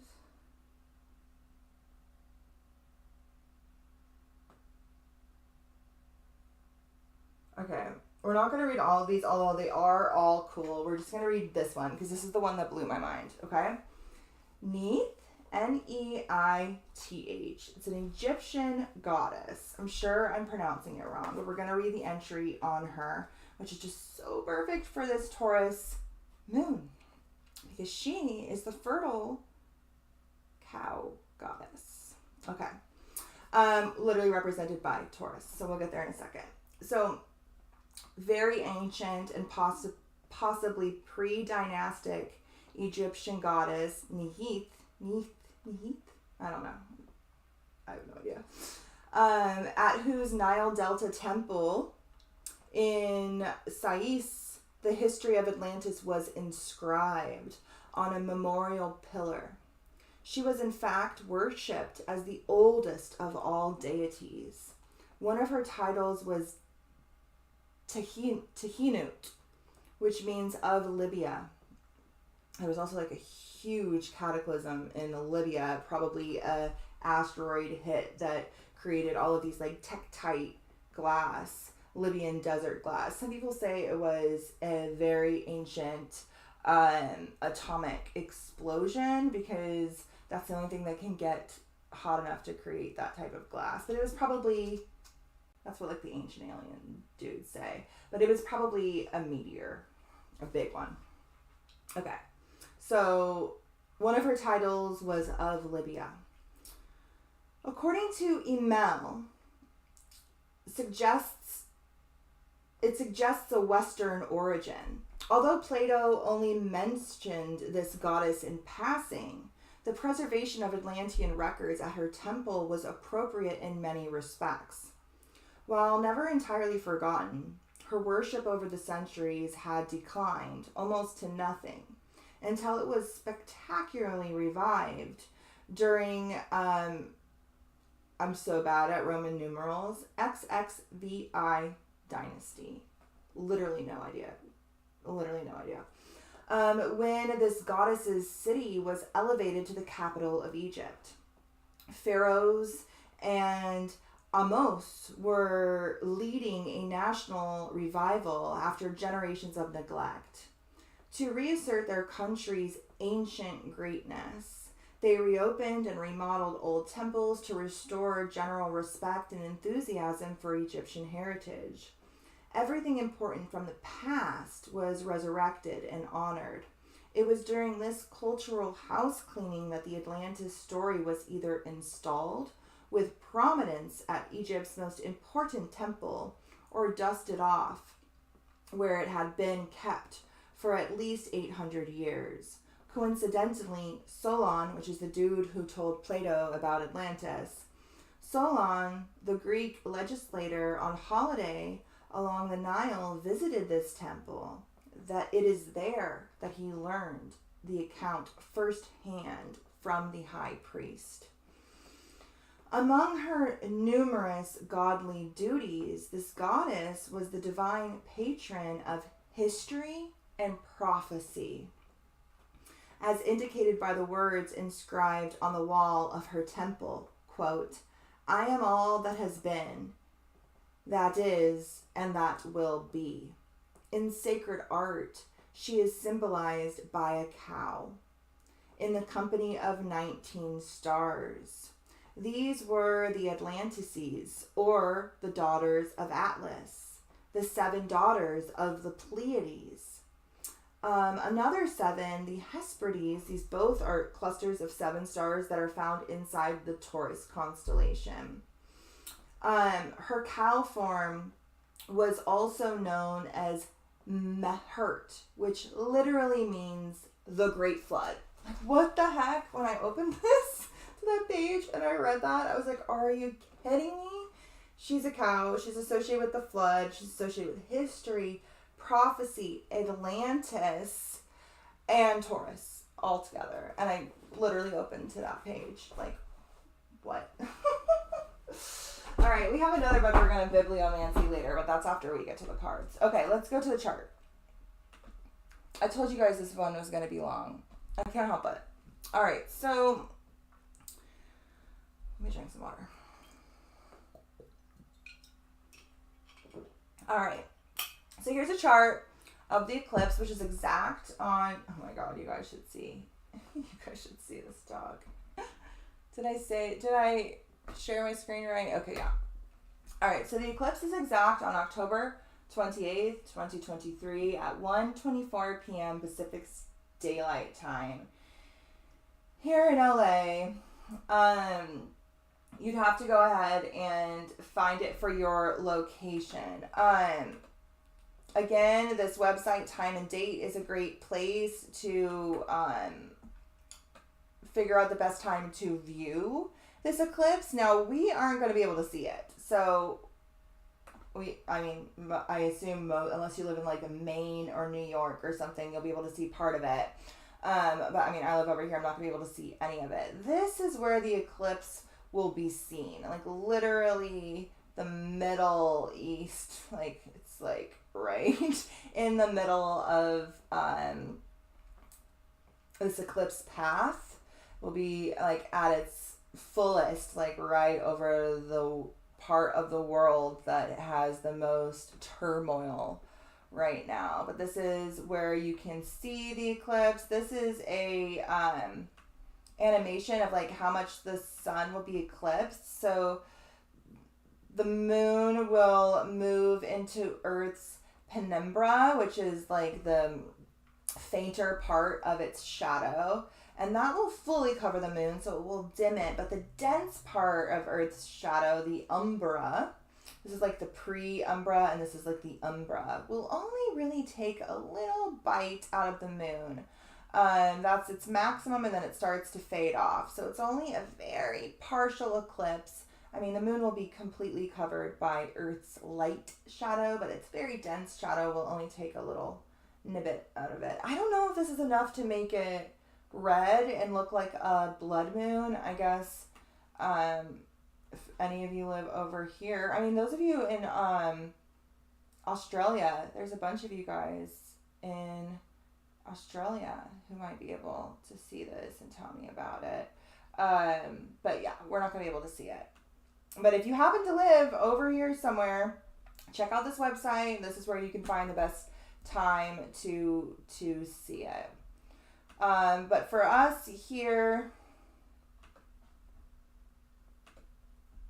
in LA, it'll be the middle of the day.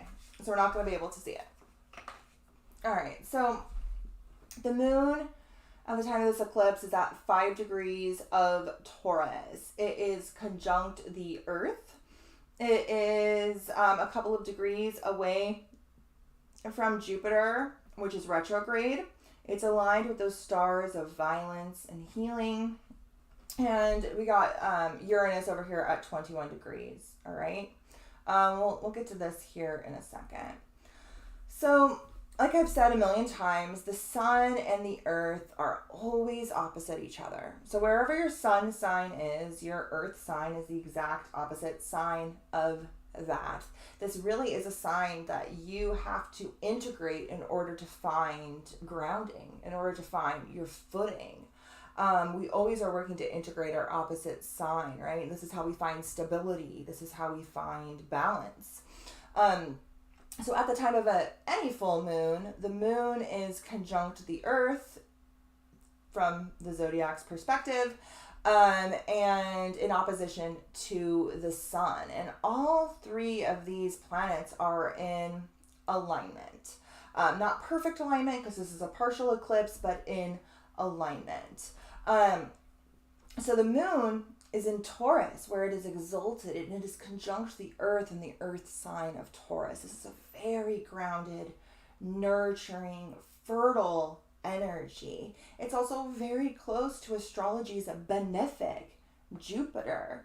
Now, this fertility, this nurturing, grounded energy is very much manifesting on an internal field. Like I said, I have Jupiter retrograde. When Jupiter is retrograde, we are growing a lot, but that growth is internal. That growth is focused on internal growth, internal expansion, growth through self-learned knowledge, wisdom obtained through personal experiences. This is Jupiter retrograde, as opposed to like a bunch of expansive growth in the outer sphere through like material, especially while in Taurus, through like material acquisition or outward projections of that growth. Like we're getting a bunch of money or a bunch of worldly success. Like that's not what Jupiter retrograde is about. Jupiter is about that inner growth, and it's about growing internally to access profound wisdom. Now, in this eclipse's case, that profound wisdom is deeply feminine, it's deeply nurturing, it's deeply rooted in safety and security and self-worth and our values, and that feminine polarity, all things that we need to prevent this violence from taking place and be able to access that healing archetype that is also prevalent throughout this eclipse. Now the moon is in opposition to the sun here in Scorpio. So the sun is in the depths of Scorpio. It's in the depths of the realm of the hidden. It's in the depths of the realm of transformation. It's in the depths of the realm of the mysteries, the esoteric, right? And it is conjunct the asteroid Persephone. So the asteroid Persephone is, of course, associated with the Eleusinian mystery rites and our quest into the darker half of the year. In order to, I wish you could see this dog. It's like laying like out with all its legs spread out, and his eyes are like rolling back in his head. It's really creepy. Dude, close your eyes. Thank you. So Persephone represents our quest into the darker half of the year, where we're headed, and the transformation that occurs in those darker spaces, right? Persephone and her mother Demeter are associated with these ancient mystery rites, these Eleusinian mystery rites that revolve around oftentimes taking some form of psychedelic drink or substance in order to go into these initiations into your psyche, into the other world, through past the veil unto the other side. Now Scorpio governs this energy, as does Persephone, and the sun is conjunct that point. We also have Mercury and Mars here. We got a lot of planets in Scorpio. Our driving force, our mind, our life force, our attention are all focused in this realm of the hidden, the mystery, transformation, death, alchemy, right? Now, the sun is conjunct Persephone. I love this as we enter into Scorpio season. It really speaks to this being a period of initiation, a period of transformation, and deeply femininely charged. Okay? We have the sun here at 5 degrees opposite this moon. Mercury and Mars conjunct at about 10, 11 degrees in opposition to Jupiter here. So Mercury and Mars in opposition to Jupiter, this can make for some sort of volatile energy, especially Mars opposite Jupiter. Anything Jupiter touches, it expands. And right now it's expanding Mars in its home sign. It's traditional home sign of Scorpio. Mars traditionally governs both Scorpio and Aries.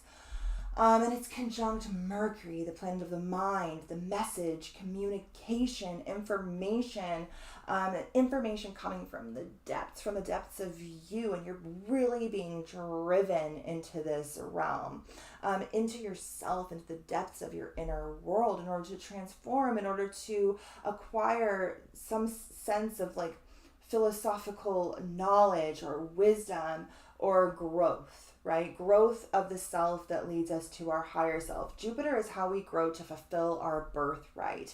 And right now, whatever area of our chart that Taurus governs, which has already been growing so much throughout the eclipses as the nodes transited through here, now Jupiter is transiting through there, expanding it even more. He hasn't made it halfway through yet. He's still in the first half of Taurus, and he's retrograde, really digging in, really having us look at this first half of this growth and fine tune it and access the wisdom within it, right? Which revolve around Taurian things, our foundation, our resources, our finances, our value system, our body image, our self-worth, the things we need to fucking survive and be self-sustaining, the things we need to feel safe and secure. Okay, now this is whatever house Taurus governs in your chart, you are having a massive culmination there. Not only is this a full moon, so it's a culmination of something that was seeded at the Taurus new moon 6 months ago in the spring. Not only do we have this 6-month culmination, but this is a 2-year culmination. Stuff has been building in this area of your life since November of 2021, and it is coming to fruition now. And Jupiter, a planet astrology's benefic, is now here to expand this new chapter, this new beginning that you just started over the past 2 years in this area of your life. Okay? Now, Mars and Mercury are actually conjunct the asteroid Hopi. So it's interesting that we talked about the flood myths and how the Hopi culture has a flood myth. The Hopi culture used to expand. They had a very large territory here in North America. Now their territory is pretty much just the area around the Grand Canyon, but their myths are tied to not only past cataclysms and the start of a new Earth, but future prophecies of future cataclysms and the start of another new Earth. They speak to the Earth having died and restarted multiple times, some through water, some through fire, some through other means, right? And they speak of being survivors of this ancient flood, having to live inside the belly of the earth to survive, that safety, that security, that womb, that matrix, that container, in order to survive the freaking chaos in the upper realm, the upper world, and then rising out again to repopulate the earth. Now, they also speak, it's kind of up for debate. Some people say this is like New Age nonsense, but a lot of Hopi elders have come out speaking about this prophecy, so I mean, it could very well be true. It sounds like it's true. It sounds like it's happening. But this is the prophecy of the warrior of the rainbow, which I always say I'm going to print out and put here somewhere because I bring it up to my clients all the time, but I never do. So again, I will butcher it. But the consensus is that when everything's really fucked up, when like the water is poisoned and the land is dying and the animals are dying and men are fighting each other and everything is just really bad, like straight up apocalypse status, when everything's super fucked up, people from all over the world, of all different colors, classes, creeds, identities, will all rise up as this warrior of the rainbow, these warriors of the rainbow, and they will come together in order to usher in a new age. Now, many of us, especially those of us who have Pluto in Scorpio, I mean, literally this is like this whole thing is right on top of my Mercury-Pluto conjunction. That's why I knew I could just find something in a book. I'm like, oh my God, my chart is so aspected right now to just have information fall in my lap. I knew when I flipped that book open that I was going to find something that tied it all together, and of course I did. But those of us who have Pluto in Scorpio, especially born like late 80s, early 90s, it's probably here within these first couple of degrees of Scorpio, and it's probably aspected by either the Sun, Mercury, Mars, Jupiter, or Uranus. I mean, all of us have our Pluto aspected sometimes at some point right now during this eclipse cycle. Now, those of us born with Pluto in Scorpio, we are here to transform ourselves. We are here to pierce into the realm of the hidden, of the unknown, of the esoteric, of the mysteries. And then we are here to transform the world, right? And this aspect of us is being highlighted right now by this moon. And so what the light is really shining on right now is probably a lot of the transformation that we've gone throughout our life. Many of us are in the midst of when Pluto moves into Aquarius here in November. We felt it a little bit when Pluto was in Aquarius back in March, but then it retrograded back into Capricorn. But when it moves back into Aquarius, we will be going through our Pluto square. So we've gone through so much transformation already, but we're about to be triggered into much, much more. And this eclipse can very well be a snapshot into the transformation that's on the horizon for us. Now, Uranus is here at 21 degrees of Taurus, and it is in an opposition to the asteroid Ceres. So Ceres is the biggest asteroid in the asteroid belt. She is Persephone's mother. She is Persephone's mother. She is associated with nature. She is associated with the seasons. She is associated with the same Eleusinian mystery rites, but particularly our connection to nature that dies and nature that is reborn, nature that dies in the winter and is reborn in the spring, or starts to die in the fall and is reborn in the spring. And both Ceres and Persephone is conjunct the sun, and Ceres is opposite Uranus, the great awakener. So both of these asteroids are very strongly aspected by planets of conscious awakening, right? And both of these asteroids are heading into the darker half of the year along with our sun and our personal planets Mercury and Mars, heading into that darker half of the year's initiations, which are deeply feminine in origin and revolve around the unconscious, revolve around the archetypal realm, revolve around the goddess and the divine feminine parts of our psyche. Okay, maybe we'll talk about that more as we go, but let's see what else we got here. Okay, so this moon is actually part of a mystic rectangle, but you have to kind of take into account points that people don't always take into account. So what we actually have here is the moon is in a trine to Black Moon Lilith. Black Moon Lilith is in a sextile to the sun. The sun is in a trine to Saturn, which is in a sextile to the moon. So what we actually have here is two oppositions, two trines, and two sextiles, all right? The sun and moon are in opposition to each other. Black Moon Lilith and Saturn are in opposition to each other. Saturn and the sun are trine, which is a harmonious aspect. The sun trines Lilith, harmonious aspect. Lilith trines the moon, harmonious aspect.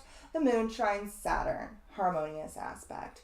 So a mystic rectangle is made up of two oppositions, which would normally be at odds with each other. Like the sun and moon are being pulled in two different directions, and they're seeking balance and harmony, but oftentimes it's this tug of war, right? But when we have a mystic rectangle, those harmonious aspects override the harsh aspects of the oppositions.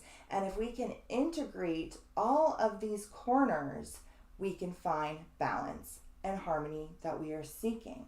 So we have, of course, the moon here, which is the eclipse, right? So this has a lot of faded, charged energy behind it, right? That deafening call of destiny, right? It's in a sextile to Saturn. So this is a harmonious aspect, but it's not as harmonious as a trine. So it requires work on our part in order to reap the rewards.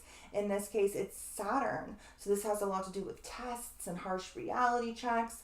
It's in Pisces. So these are tests, spiritual tests. These are unconscious tests. These are tests of the other world. These are tests of the unseen. And they're very much internal initiations because Saturn is retrograde, so it will very much be expressing on an internal basis. Now, the moon is in a trine to Black Moon Lilith. So the moon represents our subconscious. Black Moon Lilith is the farthest point on the moon's orbit. It represents the most repressed parts of our subconscious that are seeking to be awakened and integrated. It represents all of our shadows, all of our traumas, all of our wounding, but also all of our untapped potential, which Jupiter is really trying to awaken within us, a lot of this untapped internal potential within us. All of our untapped power, all of our untapped potential, and she has a strong focus on equality. Now, she is in Virgo right now, so the focus is on duty, it's on responsibility, it's on service, it's on healing and health and a harmony between our mind, body, soul, finding an equilibrium. So we have to address Lilith we have to address the shadow. It is a lunar eclipse. There's no surprise there that we have to address the repressed parts of our psyche. The moon's shadow. The moon is being shadowed by the earth's shadow. So we're going into the deeper, darker parts of the moon, the deeper, darker parts of our subconscious, of our psyche. And we have to, and we want to, because the moon is trining Black Moon Lilith. It's working harmoniously. This is free-flowing energy that wants to work together. Now, Black Moon Lilith is also working harmoniously with the sun and Persephone. Now, again, it's a sextile, so this requires effort on the sun's part. The moon can understand Lilith. The moon can get in Lilith's headspace. Lilith is an aspect of the moon. Now, the sun has a harder time doing this, but the sun is in Scorpio, so it's in Lilith's realm, the realm of the darkness, the realm of the hidden, the realm of the deeper, darker parts of our psyche, and that gung-ho energy that wants to transform, especially while Mars is there. Our driving force is to transform, is to alchemize these parts of our psyche. Lilith represents those parts of our psyche that needs alchemization. Now, the sun is working harmoniously with Saturn. It's in a trine to Saturn. It wants to do the work. It wants to do the work that it needs to do to get to where it wants to go. It wants to address these harsh reality checks. It wants to learn its lesson. And it wants to help solidify these spiritual practices that we're going to be working to solidify as Saturn transits through Pisces, this realm of mysticism, this realm of spirituality, this realm of the unseen. We're building a new container. We're building boundaries. We're building structures in this realm, and they are pivotal to this Scorpio Uranus eclipse cycle and what it is we're being asked to build here. Okay, so the moon is in a pretty tight trine to Lilith, okay? As is the Lilith in a pretty tight sextile to the sun and Saturn and whatnot. But really, this whole little stellium here is within orb to something, right?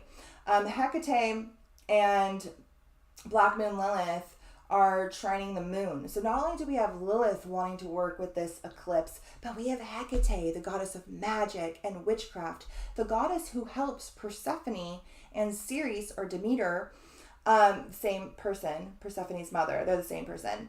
But Hecate helps them light their torches in the underworld. Scorpio, Mars, that torch, helps them light their torches in this underworld so that they can see, so that they can navigate that realm, and so they can find each other once more, and Persephone can rise up in the spring reborn. Hecate is the one who helps her to do this. Hecate, the goddess of magic, the three-faced goddess, the maiden mother crone in her totality. We also have Venus here, which is in a trine to Jupiter, both of astrology's most benefic planets. Astrology's two most beneficial planets, Venus and Jupiter, are in astrology's most harmonious aspect with each other. Very close to this moon. This eclipse is beautifully, beautifully aspected. We also have the asteroid Juno, which is at 4 degrees within a very close trine to the eclipse. And then we have the asteroid Sophia in a very close trine to Jupiter. So Juno is associated with marriage, partnership, domestic relationship dynamics. And Sophia is that primordial mother who was forgotten, much like the cosmic cow who was erased to time and turned into a bull that needed to be sacrificed instead of a cosmic cow that could fertilize the earth with its ever-flowing milk. Sophia represents, in the Gnostic tradition, this primordial mother who came before, who has been forgotten to time. Oftentimes she's seen as sleeping and she needs to be awakened, but she needs to be remembered and she needs to be honored for that pre-conscious realm that came before the Godhead, came before the light, came before that which is known, right? And all of these deeply feminine forces, Venus, which one is this? Sophia, Juno, Lilith, and Hecate are all working harmoniously with all of these Taurus placements. Now, mystic rectangles help to rectify opposition. So oftentimes at an eclipse, we have so much chaos because we're being pulled in two different directions like a full moon, but in a very intense fashion. But in this case, if we can integrate Saturn, if we can integrate the goddess in her totality, we can come into harmony. Okay? And then looking to see what houses these fall in for you. All right? Like Saturn over in Pisces, for me, this is my 7th house. So a lot of these Saturnian tests will come from relationships, partnerships, marriage, one-on-one dynamics, right? All of these Virgo placements are in my 1st house. So a lot of the focus will be on the self, my identity, my persona, my life force. For me, this is my 3rd house. And my 9th house, these are the houses of the mind, of information, of learning, of processing information, and then teaching it to others. And this is where that mystic rectangle is manifesting for me, but for you guys, it's going to be in a different house. If you want to write it in the chat or in the comment section, feel free. Okay, so one other thing I want to point out, because we were talking about Atlantis so much. Atlantis is currently at 21 degrees of Leo, and it is in a T-square it's in an exact square to Uranus, the planet of rebellion, of awakening, of erratic, unpredictable events, which is currently in the same sign it was during World War II, and it's in a triggering aspect that denotes action with Atlantis, which is also squaring Ceres, the earth goddess, the earth mother, the goddess of nature, of the land, of fertility, even associated with motherhood. This is a T-square between that earth goddess that was severed, and that is why so much of this erratic cataclysms are happening. And this stems to a time before. This stems to a pre-Diluvian time before, where there was war, there was divide, and our connection to nature was severed in favor of the development of our masculine consciousness, and now we need to integrate that once more or we will destroy ourselves. Now, whenever we have a T-square, it's said that you look to the opposite sign that would finish out this grand cross to see what you need to rectify this tension. So there is a bunch of tension here that wants to act. It's a very tense energy. It's very conflicting. And so the opposite sign to this Atlantis placement here in Leo is Aquarius. So what we need to get through this Atlantean test into our future without destroying ourselves in the process is not only to integrate nature and the divine feminine, but also our brotherhood of man. So Aquarius governs our connection to humanity as a whole, brotherhood of man, right? Our unified consciousness, which is something we will need in order to navigate these Atlantean tests that humanity is being thrown into once more, which is obviously manifesting as another world war. Okay.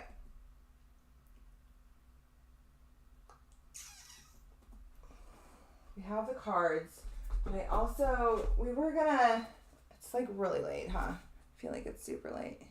It's 11:15. Okay. So there's so many books on this desk, you guys. Oh my God. Okay, we were going to dive into that, but we're not. We were going to dive into this book too, when we were going to talk about men and giants, which just happened to be the pages I opened up to. But I don't think we're going to do that because it's late and it's so hot in here and I am like kind of dying. So we're going to do the cards and we're going to call it a night. If I can find the books. Okay, so these are the cards I pulled for this eclipse. First, we'll start with this lovely artwork from the Honeycomb Almanac, and it says Taurus. I am rooted in the consciousness of all growing things. I move with the tempo of the earth's intelligence and trust in the perfection of nature's patient rhythm. Okay? The archetype card I pulled for this eclipse is the womb. Taurus literally is the womb that gives Aries, the spark of Aries, the ability to manifest its radical potential in this earth realm. The other card I pulled is Earth of Celestial. Taurus is literally the earth of the celestial, that fixed earth sign in the cosmos. And through this womb, through this matrix, through this container, we can manifest our radical potential. So I'll go ahead and read these from the book. Oh my God, it's so hot in here. I need to turn a fan on, but I don't have my little one, and this one is way too loud. Okay, the womb. The nest, the belly, the origin. Interesting that a lot of these myths we were talking about has that cow or the bull as the origin of everything, right? Everything has an origin story. The womb archetype asks us to contemplate the beginning beyond the beginning, the pre-Diluvian world. The mother beyond the mother. In a world that often negates the power of necessity of the feminine principles, this card returns us to the warmth, the tenderness, and the sacred intelligence from which we came. It is a card of receiving, not achieving, of accepting love from the mother of us all.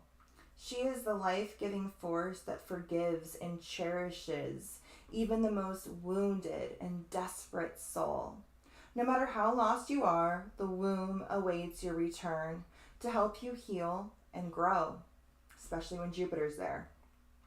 This card is a call to keep things simple, to return, to be reborn in the name of love. The Jupiter's trining Venus. The womb is everywhere. It is beyond gender, beyond time. We are within it as it is within us. Consider that Mother Earth must also have a mother. Imagine her. Sophia is a good archetype for that. What would honoring the feminine look like for you? Where would you begin? Imagining yourself as loved is a good place to start. When this archetype is evolved, it represents nourishment, harmony, warmth, and love. And we can really feel that harmony if we activate that mystic rectangle. However, when this archetype is in its lower manifestation, it can represent stricken, an ecological crisis, infertility, or imbalance. Okay? So how can we best embrace this archetype? Well, this next card helps us to do that. Earth of Celestial Radical Potential. So you guys probably know, you've heard me say this a bunch of times. This deck is broken up into all of the elements. Earth, air, fire, water, the spiritual realm, the celestial realm, the dimensional realm, and the shadow realm. And each card is a mixture of two.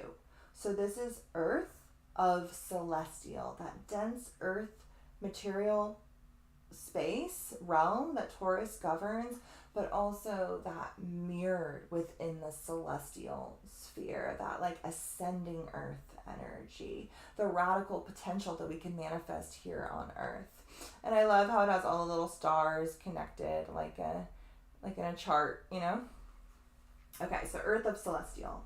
As the earth ascends into the celestial realms, it brings the knowledge of what one can become.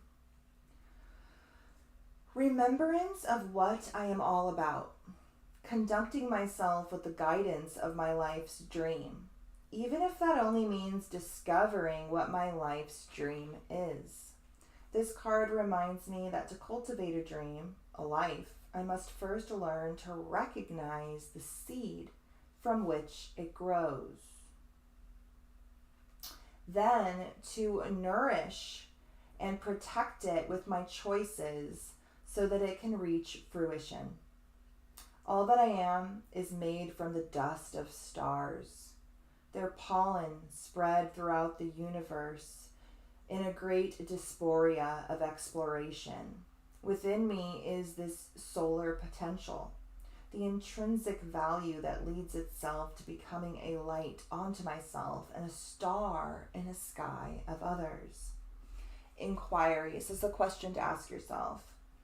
How can I better align my choices with my life's dream? Okay? And then one last card from, you guys know I love to do this. The Spiritual as Fuck deck, 99 inspirational cards for people who fucking need some inspiration. And the card that came out is, oh my god, calm the fuck down. Considering this moon is conjunct the horns of the ram, I think this is a very great advice and maybe a mantra we should all have for ourselves during this time, especially considering we have that intense Mars, Mercury conjunction in Scorpio opposite expansive Jupiter, who expands everything it touches, which right now it's expanding that Martian archetype, which needs to calm the fuck down, right? So on the back it says, 99.9% of your problems would be better handled if you simply calmed the fuck down before you do anything. Try it. Are you butthurt about something? Calm the fuck down. Are you afraid? Calm the fuck down.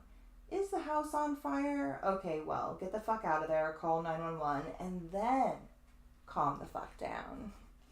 All right, guys, have a great night.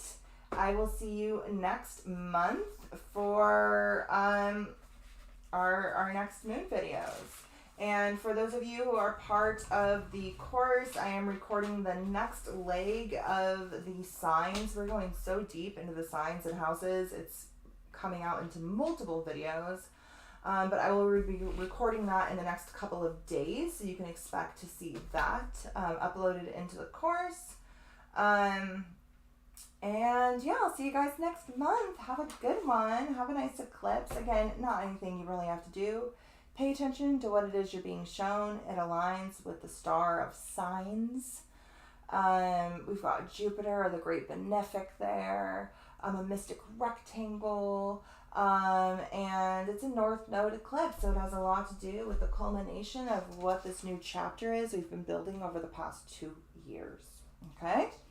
Have a good one, guys, and I will see you later. Bye. Guess I gotta go over here to say bye first. All right. Bye, guys. Oh my god, I'm so sweaty and so hot. But yeah, I am wearing my my bull shirt, of course, you know. When in Rome.